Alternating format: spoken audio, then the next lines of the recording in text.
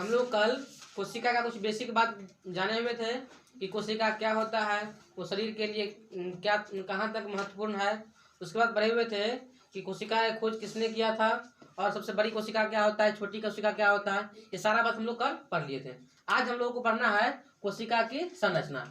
इसको इंग्लिश में बोला जाता है स्ट्रक्चर ऑफ सेल। आप लोग लिखते चलेंगे स्ट्रक्चर ऑफ सेल। कोशिका की संरचना के बारे में देखिए, कोशिका होता क्या है। जितने भी सजीव होता है सभी के सजीव क्या होते हैं, कोशिका के बने होते हैं। कल ही बताए थे, लिखिए आराम से। चलिए देखिए, बिना कोशिका के कोई सजीव का क्या होता है, निर्माण नहीं होता है। जो भी सजीव होता है सबका शरीर क्या होता है, कोशिका का बना होता है। कल ही बताए थे कि कुछ जीव जो होता है जो एक कोशिकीय होता है और कुछ जीव क्या होता है, बहुकोशिकीय होता है। इसका एग्जाम्पल आप लोगों को ध्यान रखना है, परीक्षा में पूछता है। ठीक है, अब देखिए कोशिका क्या होता है। मान लीजिए ये एक आकृति हो गया, ये है आपका कोशिका। इतना बड़ा कोशिका तो बहुत छोटा, हम लोग अपने आँख से उसको देख नहीं सकते हैं। उसको देखने के लिए हम लोग को माइक्रोस्कोप की सहायता लेना पड़ेगा। ठीक है, कोशिका हो गया। कोशिका के अंदर क्या होता है, बहुत सारी चीज पाया जाता है, बहुत सारे उसके अंग पाए जाते हैं। जैसे हो गया माइक्रोगंडरिया, एक होता है रसधानी, एक होता है गोल्जी कैट, एक होता है सेंट्रोसोम। बहुत सारे क्या होता है, अंग पाया जाता है। इसमें एक क्या होता है, केंद्रक। जिस तरह से हम लोग का ब्रेन काम करता है उस तरीका से कोशिका कौन काम करता है, केंद्रक। अगर केंद्रक नहीं रहेगा तो कोशिका अपना सारा काम भूल जाएगा। जिस तरीका से हम लोग मतलब कुछ लोग जो पागल हो जाता है उसका क्या, उसका दिमाग काम नहीं करते रहता है, तब क्या हो जाता है, वो पागल हो जाता है। उसी तरीका से अगर किसी कोशिका में अगर केंद्रक नहीं है तो क्या होगा, उसको कब वृद्धि करना है, कब क्या काम करना है, कहाँ ऊर्जा पहुंचाना है, कहाँ उसको ताकत को बना के रखना है, ये क्या होगा, कोई कोशिका अपना काम सही ढंग से नहीं करेगा। ठीक है, तो देखिए सबसे पहले कोशिका क्या है, देख रहे हैं बाहर से घेरा बना हुआ है, घेरा। इस घेरा को हम लोग बोलते हैं कोशिका झिल्ली। क्या बोलते हैं, कोशिका झिल्ली। इसको अंग्रेजी में बोला जाता है सेल मेम्ब्रेन। क्या बोला जाता है, सेल मेम्ब्रेन। देखिए ये क्या होता है, अगर मान लीजिए कुछ खाना खाए, ठीक है, हमारे शरीर के लिए क्या उपयोगी है, जरूरी है। मान लीजिए हम लोग दवा खाते हैं, कहाँ जाता है उसका टैबलेट, जाता है पेट में। घाव कहाँ का ठीक हो जाता है, पैर का। तो वो सब कोशिका की वजह से होता है। तो टैबलेट में जो आवश्यक चीज होता है, जो जरूरी का चीज होता है, वह कहाँ चलाता है, कोशिका में।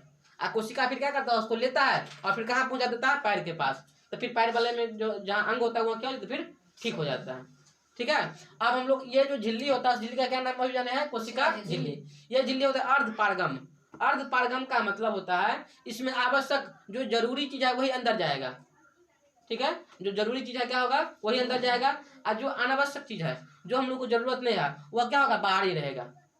ठीक है, जैसे आप लोग देखते हैं मच्छरदानी, आप लोग लगा के क्या करते हैं, मैदानी सोते हैं ना, तो मैदानी में क्या होता है, थोड़ा थोड़ा छेदा रहता है। उसमें क्या होता है, जरूरी चीज आता है। जैसे हम लोग जो सांस लेते हैं ऑक्सीजन, अगर हवा उसमें नहीं आएगा तो हम लोग उस मच्छरदानी को लगा पाएंगे, नहीं लगाएंगे। उसमें क्या है, जरूरी चीज आता है। अब मच्छर क्या है, अनावश्यक चीज, हम लोग को नहीं चाहिए, इसलिए वो क्या होता है, उसमें नहीं आता है। समझ में। तो जैसा मच्छरदानी वैसा आप लोग का कोशिका झिल्ली। ठीक है, चलिए लिखिए, इसका पाला दीजिए, कोशिका झिल्ली।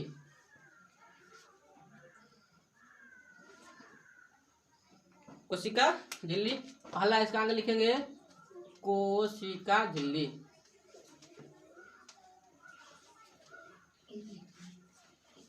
अंग्रेजी में लिखेंगे सेल मेम्ब्रेन। सेल मेम्ब्रेन देखिए, कोशिका झिल्ली, सेल मेम्ब्रेन। देखिए यह एक अर्धपारगम्य झिल्ली है। यह एक अर्धपारगम्य झिल्ली है। यह एक अर्धपारगम्य झिल्ली है।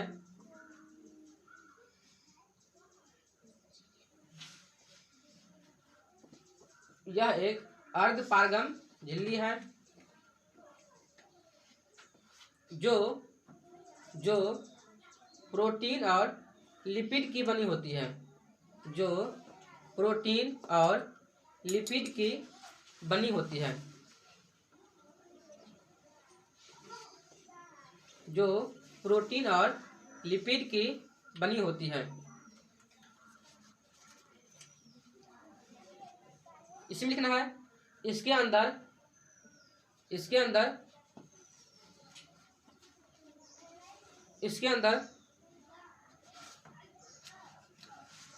कोशिका के अंग पाए जाते हैं। इसके अंदर कोशिका के अंग पाए जाते हैं।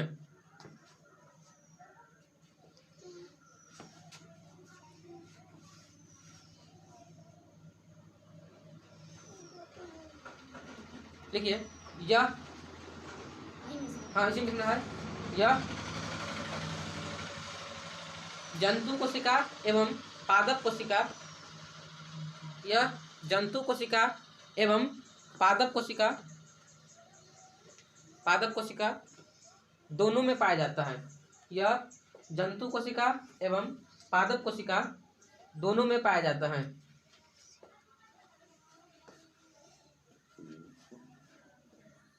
दोनों में पाया जाता है। चलिए, इतना जो बात था ये किसके लिए था? कोशिका झिल्ली के लिए। इसमें कुछ याद रहे न रहे, लेकिन बस एक चीज ध्यान रखना है, क्या होता है? अर्धपारगम। अर्धपारगम का मतलब समझ गए ना? उसमें क्या होगा? आवश्यक चीज क्या हो जाएगा? अंदर जाएगा, और अनावश्यक चीज क्या होता है? वो बाहर ही रहेगा। ठीक है, अब उसका लिखिए कोशिका भित्ति। कोशिका भित्ति,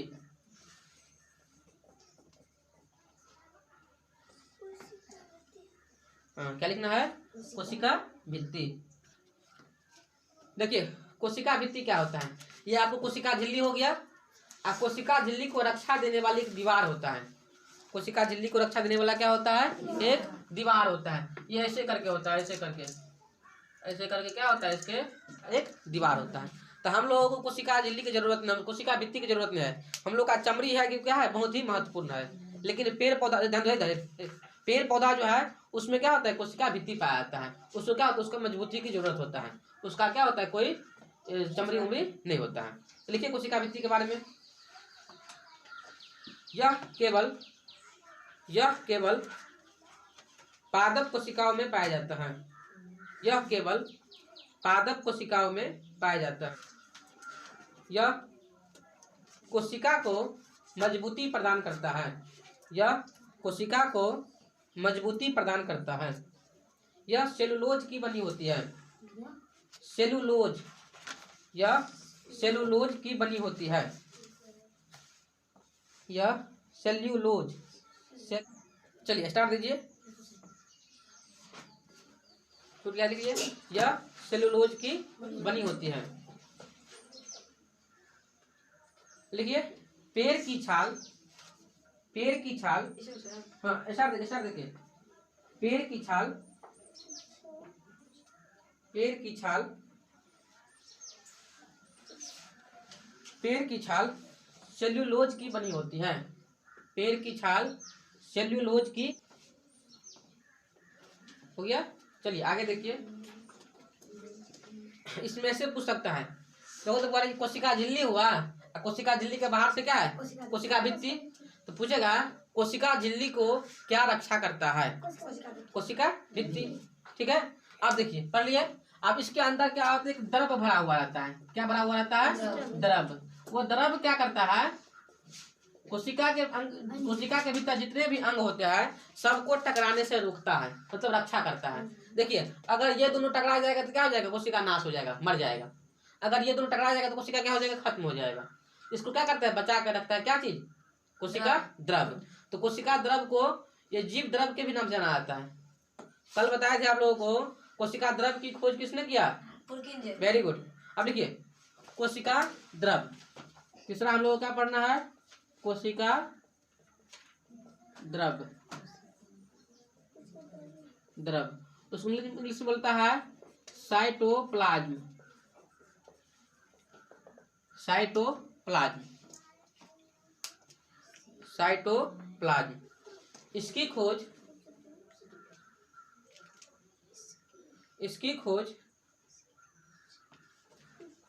खोज पुरकिंजे ने किया था। पुरकिंजे ने किया था। देखिए यह कोशिका के अंदर पाए जाने वाले अंग को, यह कोशिका के अंदर पाए जाने वाले अंग को एक दूसरे के टकराने से रोकता है। इसलिए इसे जीव द्रव कहते हैं। इसी में लिखना है। इसमें 85% जल होता है। इसमें लिखना है इसे जीवन का आधार कहते हैं। चलिए स्टार देना है। कोशिका द्रव को सबसे पहले लिखे हेक्सले ने जीव द्रव कहा था। चलिए इतना बात कोशिका द्रव के बारे में पढ़ना है। अब हम लोगों को क्या करना है, कोशिका अंग के बारे में पढ़ना है। देखिए इसका सबसे पहला है माइटोकॉन्ड्रिया। क्या नाम है इसका चौथा? माइटोकॉन्ड्रिया। माइटोकॉन्ड्रिया माइटोकॉन्ड्रिया इंग्लिश क्या होता है? माइटोकॉन्ड्रिया ही होता है। MITOCHONDRIA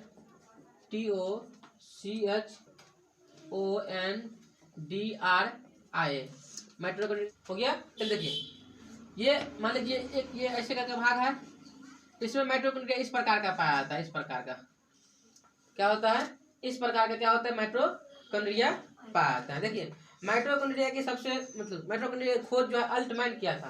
कौन किया था? अल्टमैन। और ये जो उसका आंतरिक दीवार होता है, इस दीवार को हम लोग क्या बोलते हैं? क्रिस्टी बोलते हैं। ध्यान दीजिए इस दीवार को हम लोग क्या बोलते हैं? क्रिस्टी। और इसमें क्या होता है? एक चक्र होता है। चक्र का मतलब देखिए जैसे मान लीजिए कोई यहाँ से शुरू होगा और यहाँ तक आएगा, उसको एक चक्र बोलेंगे। जब एक चक्र मान लीजिए कोई खाना इसमें क्या ना, तो खाना ऐसे करके आता है उसको क्या बोलते हैं? एक चक्र बोलते हैं। अब खाना थोड़ा जाता है, खाना में जो उपयोगी तत्व होता है जैसे प्रोटीन हो गया, विटामिन हो गया, कैल्शियम हो गया, जो भी हो गया वो क्या होता है? जब एक बार पूरा कर देते उसको हम क्या बोलते हैं? एक चक्र। और जब एक चक्र पूरा होता है तो 38 ATP बनता है। कितना बनता है? 38 ATP। ATP बताते हैं क्या होता है जब लिखाते हैं तब? 38 ATP बनता है। और 38 ATP क्या होता है आपको? एक ग्लूकोज बनता है। 38 ATP का मतलब क्या होता है? एक ग्लूकोज। एक ग्लूकोज मतलब क्या? ग्लूकोज का एक अणु। और ग्लूकोज के एक अणु से क्या होता है? 4.2 जूल ऊर्जा मिलता है। समझिए इस दीवार को हम लोग क्या कहते हैं? क्रिस्टी। आंतरिक दीवार को क्या कहते हैं? क्रिस्टी। जब क्रिस्टी का एक चक्कर पूरा होता है तो क्या होता है? 38 ATP बनता है। और 38 ATP बनने से क्या होता है? एक ग्लूकोज का निर्माण होता है। और जब ये एक ग्लूकोज समझिए बन गया तो क्या होता है? 4.2 हम लोग को ऊर्जा मिलता है। ठीक है। मान लीजिए हम लोग शरीर में क्या ताकत खत्म हो जाती है, हम लोग क्या करते हैं? ग्लूकोज पी लेते हैं। तो ग्लूकोज क्या होता है? हम लोग पीते हैं तब उसमें बाहर से आता है। जब खाना खाते हैं तो क्या होता है? अपने आप ये जाता है ग्लूकोज बनता है। तब ना आप लोग मतलब खेल के आते हैं, कोई काम करके थक जाते हैं, फिर खाना खा लेते हैं, फिर क्या होता है? ताकत आ जाता है। तो क्या होता है? ये एक चक्र क्या होता है? पूरा होता है। इसमें क्या बना? इसमें ऊर्जा बना, इसलिए उसको बोलता है ऊर्जागृह। क्या इसका नाम है? इसका ऊर्जागृह। ऊर्जागृह मतलब क्या है? जहाँ पर ऊर्जा बनता है। Very good. इसका इंग्लिश में क्या नाम है? Power house of the cell. Power house of the cell. देखिए इस तरह से बिजली हम लोग का सप्लाई वहाँ पावर हाउस होता है। पावर हाउस में क्या होगा? ऊर्जा बनेगा और फिर वहां से ऊर्जा को फिर क्या किया था? हम लोग घरों तक सप्लाई किया आता है, कारखानों तक सप्लाई किया आता है। तो ये जो आपको जो शरीर का जो पावर हाउस हो गया वह क्या हो गया? ऊर्जागृह। उसका क्या नाम है? माइटोकॉन्ड्रिया। क्या नाम है उसका? माइटोकॉन्ड्रिया। चलिए लिखिए, लिखाते हैं माइटोकॉन्ड्रिया लिखिए। हाँ लिखिए इसे सूत्र कणिका भी कहा जाता है। देखिए इसकी खोज अल्टमैन ने किया था। इसमें लिखना है इसके अंदर आंतरिक दीवार होती है। इसके अंदर आंतरिक दीवार होती है। इसके अंदर आंतरिक दीवार होती है जिसे जिसे जिसे क्रिस्टी कहा जाता है। क्रिस्टी कहा जाता है। देखिए क्रिस्टी पर DNA पाया जाता है। इसी में चलना है जब आंतरिक भाग में एक चक्कर पूरा होता है तो उसे क्रेब्स चक्र कहते हैं। तो उसे क्रेब्स चक्र कहते हैं। ये एक क्रेब्स चक्र होने से एक क्रेब्स चक्र होने से एक क्रेब्स चक्र होने से 38 ATP 38 ATP देता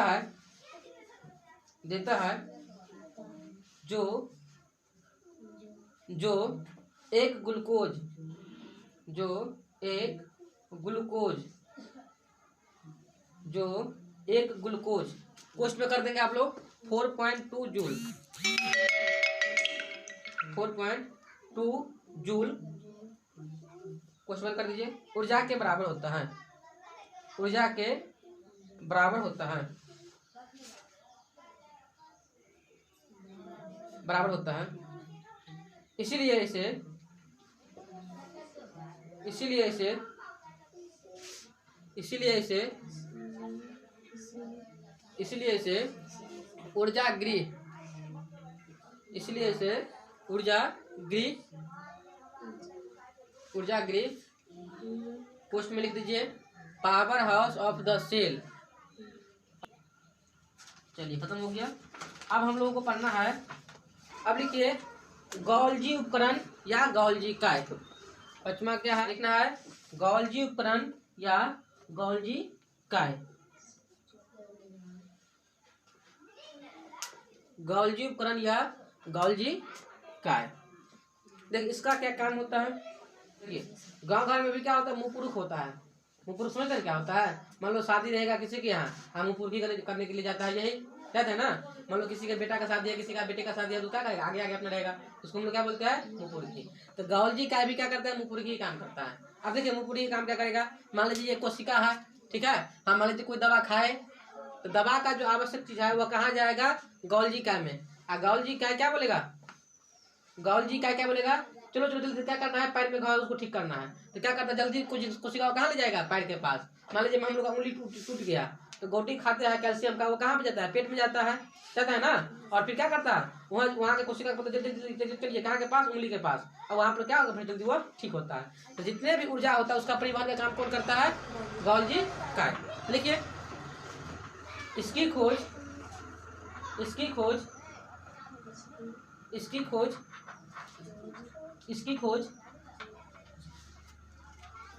कैमिलो गॉल्जी, इसकी खोज कैमिलो गॉल्जी, इसकी खोज कैमिलो गॉल्जी ने किया था।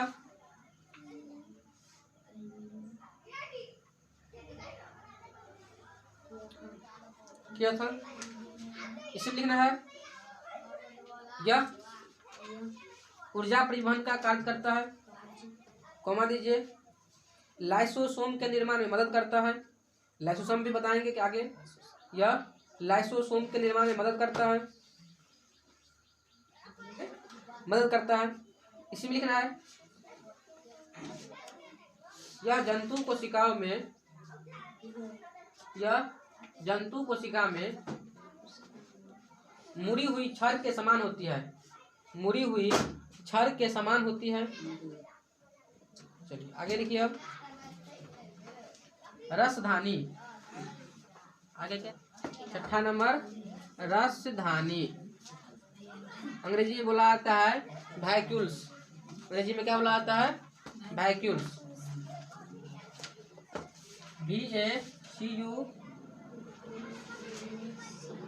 VACUOLES, vacuoles. ठीक है, देखिए वैक्यूल्स क्या होता है, रसधानी या वैक्यूल्स। इसका बस एक ही काम है, जल का अवशोषण करना। देखिए हम ही लोग का शरीर है, अगर हम लोग शरीर को अगर कोशिका को अगर जल नहीं मिलेगा तो क्या होगा, केंद्र कोशिका द्रव नहीं बनेगा, क्योंकि इसमें क्या है 85% जल है, ठीक है। तो उसको जल मिलना चाहिए, तो जल लेने का काम कौन करता है, रसधानी। अगर पेड़ पौधा ही है, इसमें भी क्या होता है, कोशिका पाया जाता है। अगर उससे कोशिका को अगर जल नहीं मिलेगा तो क्या होगा, उसका भोजन ही नहीं बना पाएगा। तो जल जितने भी कोशिका सबके लिए क्या होता है, आवश्यक होता है। तो जल अवशोषण का काम कौन करता है, रसधानी। अब समझ लीजिए, अगर हम लोगों को ज्यादा जल चाहिए कि पेड़ पौधों को ज्यादा जल चाहिए, पेड़ पौधों को, क्यों, क्योंकि हम लोग तो हमेशा जल लेते रहते हैं, थोड़ा कम हुआ फिर क्या करते हैं, पी लेते हैं, थोड़ा कम हुआ फिर पी लेते हैं। लेकिन पेड़ पौधा क्या है, एक बार जल ले लेता है और फिर क्या करता है, उसको बहुत देर तक उसको स्टोर करके रखता है। बरसात का समय है तो अपना जल ले लेगा, और उसके बाद क्या है, जब सुखाड़ का महीना आ जाता है, जब मान लो सूखा पड़ने लगता है, तो क्या करता है, वो जो जल स्टोर किया हुआ है उससे लोग क्या करते हैं, थोड़ा थोड़ा करके अपना उपयोग करते रहता है। तो जल अवशोषण का काम क्या होता है? रसायनिक। आप लोग को परीक्षा में पूछेगा तो बस इतना ही कि जल अवशोषण का काम कौन सा कोशिकांग करता है? रसायनिक। तो लिखिए यह जल अवशोषण का कार्य करता है। देखिए यह पादप कोशिकाओं में बड़ी होती है। यह पादप कोशिकाओं में बड़ी होती है।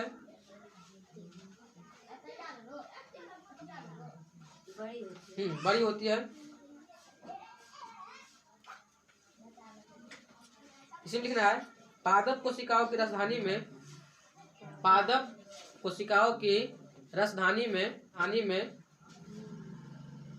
कोशिका रस भरा रहता है। कोशिका रस भरा रहता है जिसमें अब देखिए रस में कैसे पाया जाता है? जिसमें लवक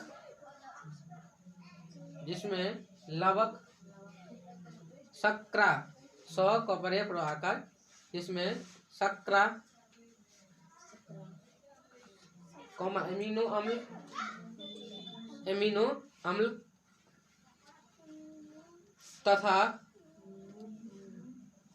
एमिनो अम्ल तथा कुछ प्रोटीन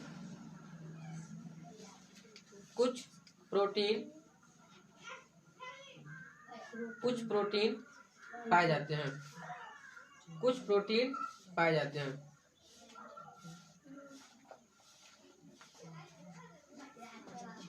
लिखिए इसी में लिखना है जिससे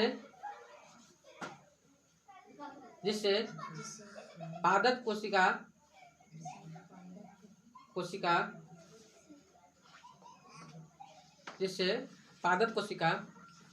में कठोरता होती है। जिससे पादप कोशिका में कठोरता होती है।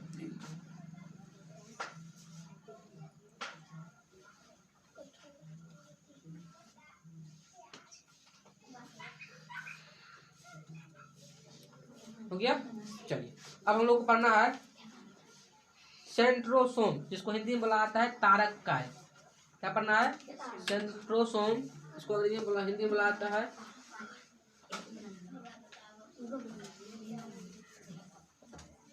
तारक काय। इंग्लिश में बोला जाता है सेंट्रोसोम।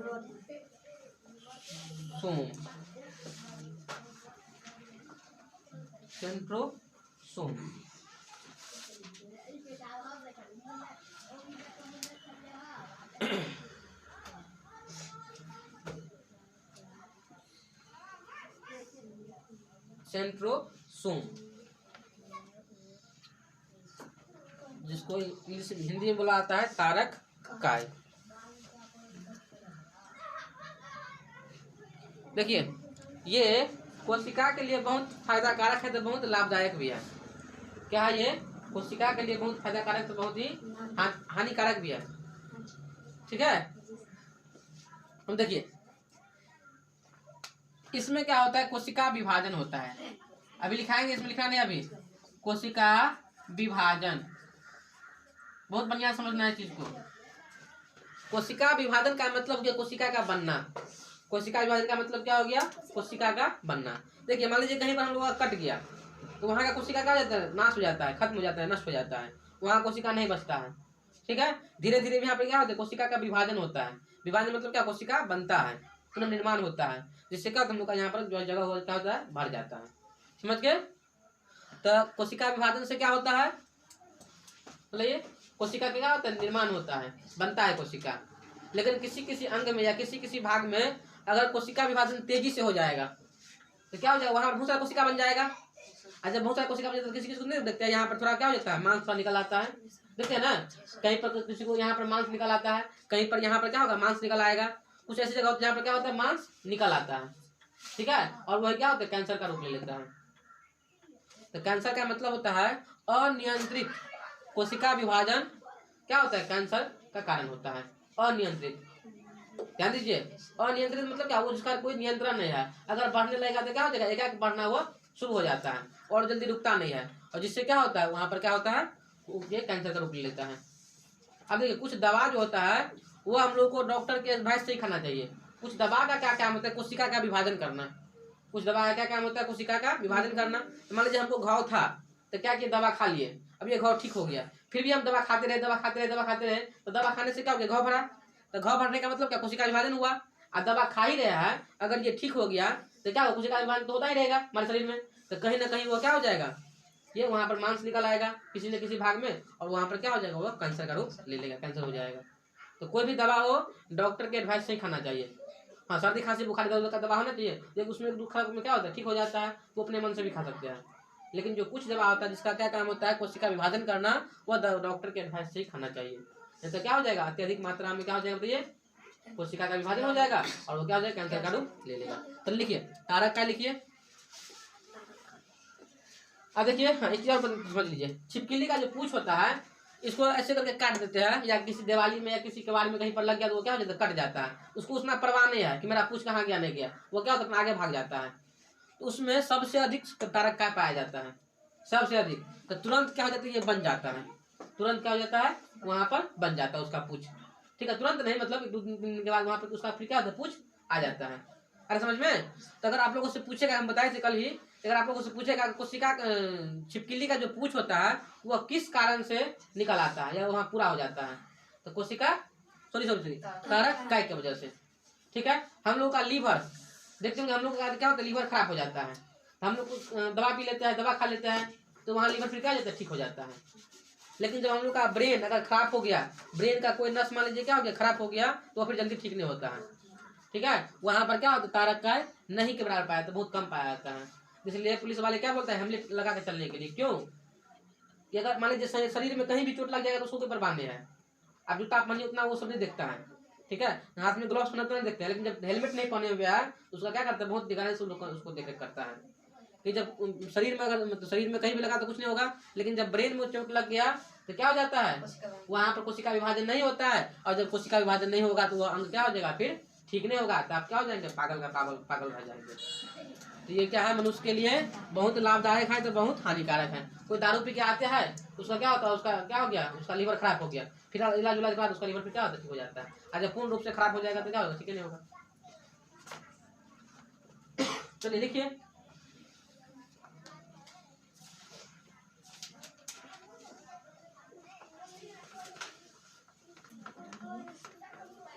देखिए, यह बेलन जैसी यह बेलन जैसी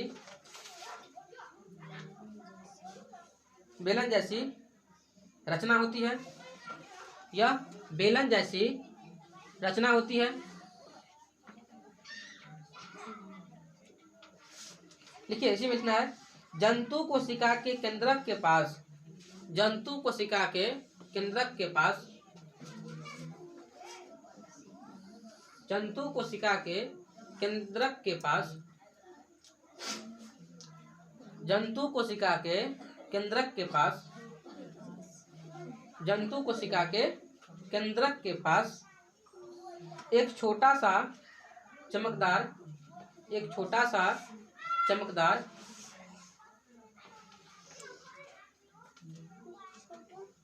एक छोटा सा चमकदार क्षेत्र होता है, क्षेत्र होता है, जिसे जिसे सेंट्रिओल सेंट्रिओल सेंट्रिओल कहते हैं, जिसे सेंट्रिओल कहते हैं। लिखिए, इसके चारों तरफ,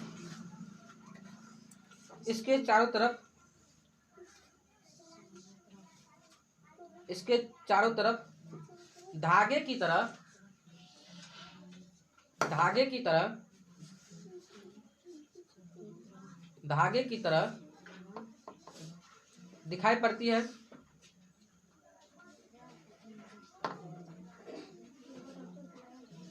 धागे की तरह दिखाई पड़ती है। चलिए पैराग्राफ के लिखिए, लिखिए, तारक काय का मुख्य कार्य, तारक काय का मुख्य कार्य, तारक काय का मुख्य कार्य, तारक काय का मुख्य कार्य कोशिका विभाजन है। कोशिका विभाजन है। देखिए, तारक काय का मुख्य कार्य कोशिका विभाजन है। देखिए, कोशिका विभाजन के फलस्वरूप, इसी में चलना है। कोशिका विभाजन के फलस्वरूप, कोशिका विभाजन के फलस्वरूप, कोशिका विभाजन के फलस्वरूप, कोशिका विभाजन के फलस्वरूप कोशिकाओं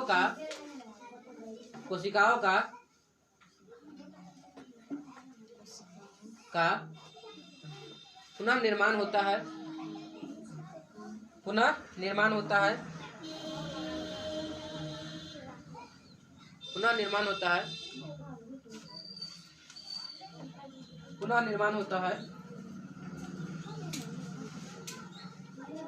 जिसके कारण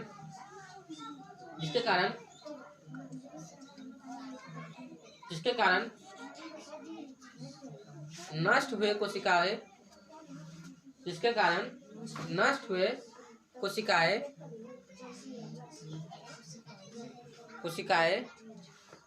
की पूर्ति हो जाती है। जिसके कारण नष्ट हुए कोशिकाएं की पूर्ति हो जाती है।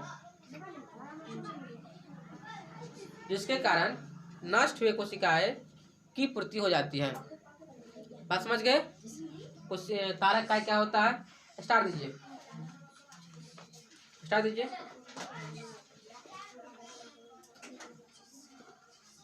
छिपकली का पूंछ पुनः निकल जाना। छिपकली का पूंछ पुनः निकल जाना। छिपकली का पूंछ पुनः निकल जाना। छिपकली का पूंछ पुनः निकल जाना। ठीक है। अत्यधिक तारक काय, अत्यधिक तारक काय, अत्यधिक तारक काय, अत्यधिक तारक काय पाए जाने के कारण होता है। अत्यधिक तारक काय पाए जाने के कारण होता है। अत्यधिक तारक काय पाए जाने के कारण होता है।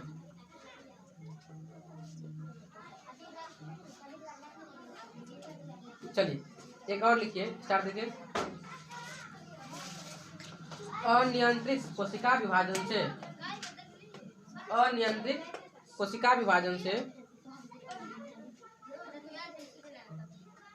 अनियंत्रित कोशिका विभाजन से, अनियंत्रित कोशिका विभाजन से शरीर के कुछ भाग में मांस निकल आते हैं। शरीर के कुछ भाग में मांस निकल आते हैं। मांस निकल आते हैं जो कैंसर का रूप ले लेता है।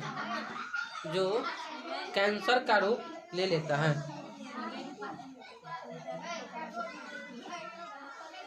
जो कैंसर का रूप ले लेता है।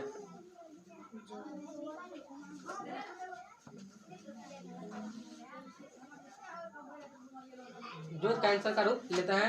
हो गया, आज वर्ग इतना रहने दीजिए।